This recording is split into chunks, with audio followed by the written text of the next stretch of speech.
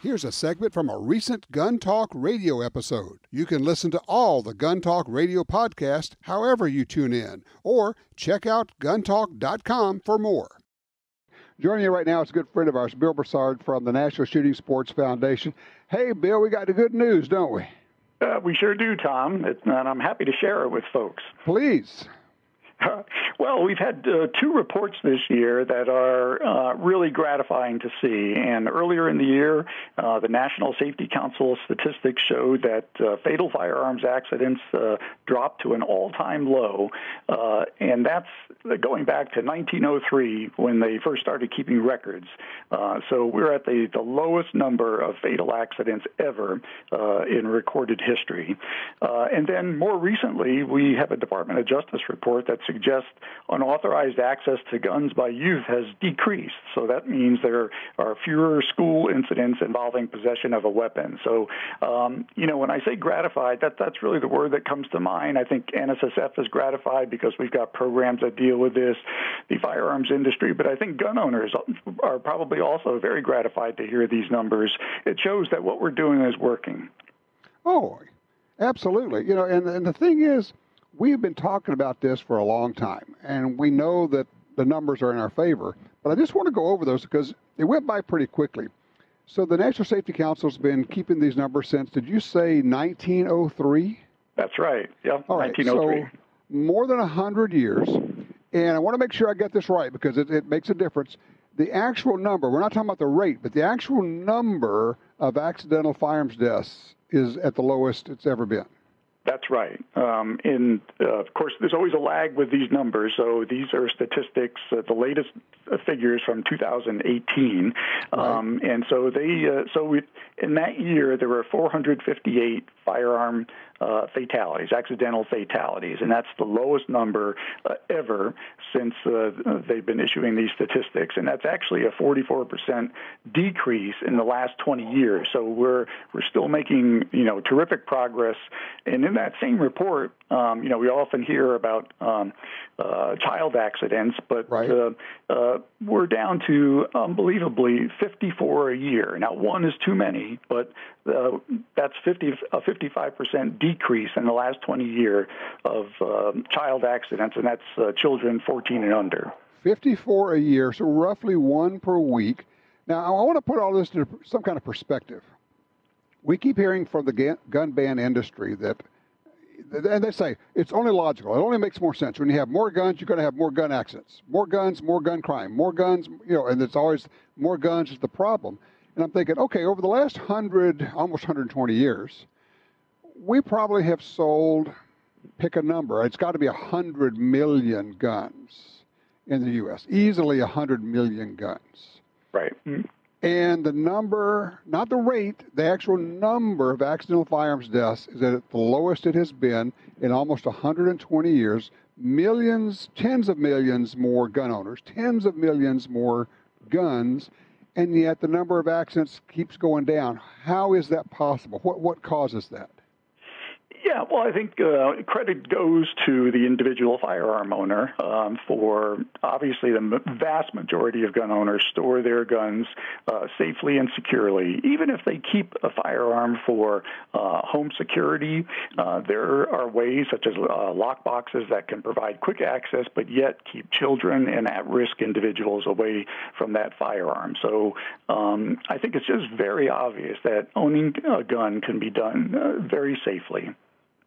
And Bill, you've dealt with the media for a long time, and one of our shared frustrations is that it's hard to get good news out there. If a child, and it's horrible if a child gets killed in a firearms accident, that's front page news, but the news that number is at the lowest point it's ever been, it's hard to get any traction for that, isn't it?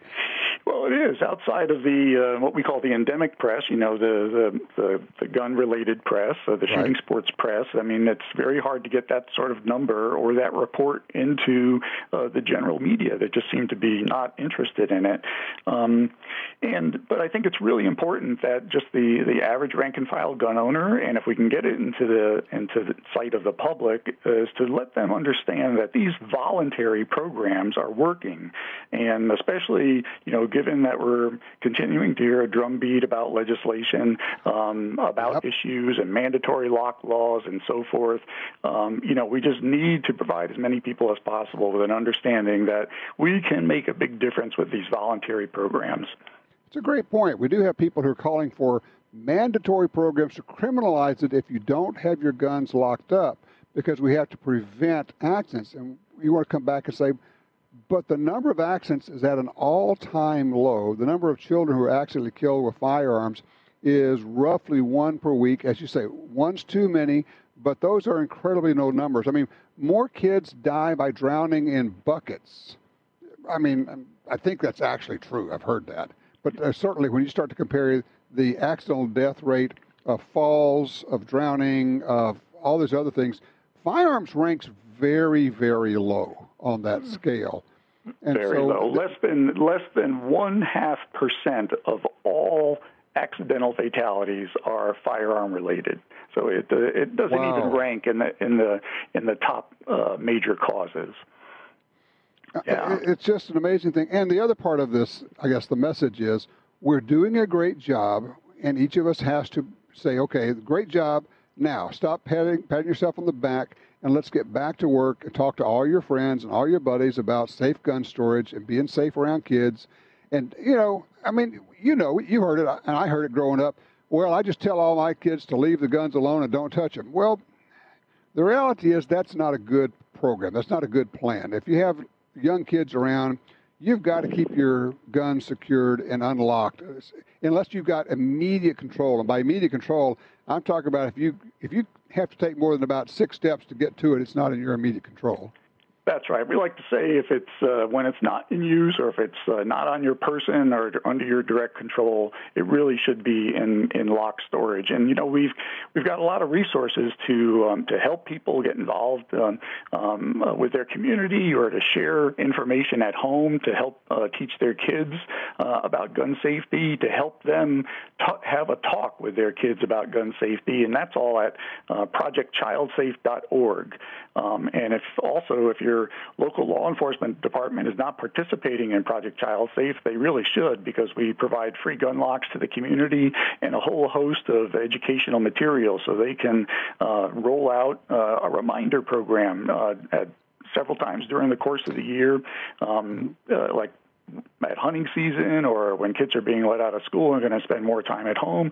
Just a reminder to parents what are they doing to safely store their firearms, not to keep them just away from their kids, but to kids who may come over their house to play. Yes, of course, we're in a different situation now with the virus and all, but that recommendation holds true no matter what. The website's projectchildsafe.org. I just want to make this point, is that for those who say, well, the gun makers just don't care. They just don't care. Project Child Safe, which is the National Shooting Sports Foundation, which is the trade industry association for the firearms industry, has given away more than 32 million firearms locks, given away free, working with law enforcement agencies over the past 2 decades. That's right. That program's been around for 20 years. We're actually getting closer now to almost 40 million gun locks. Holy cow. And it's not just the industry, which certainly funds this and developed the program, but the program has been endorsed by so many third-party groups, including the federal government. We've had many grants from the federal government to help us expand this program. Actually, we're just finishing up. Earlier this year, we finished up a $2.4 million grant program to expand Project Child Safe, and we're currently working on a $1 million grant program in the state of Texas. So I think, it doesn't matter what side of the aisle that you're on, people see value in this industry program. There's no question of that. There you go. For all the folks who are still at home, they're homeschooling, they're doing the online stuff with their kids, take a few minutes, run over to projectchildsafe.org, maybe do a review of how you're keeping your guns in your home, make sure they're safe, and spread the word to all of the other parents out there. It's working. It's incredible. The report is fabulous, Bill. I appreciate you sharing that with us. And, yeah, we can take a minute to give ourselves a pat on the back before we get back to work. It's okay. Yeah, we should. We should do that. All right. Bill Brassard, thank you so much. I appreciate it. And obviously, more information at nssf.org, National Shooting Sports Foundation. Great organization. Thank you, sir. Thank you, Tom. Good to be with you.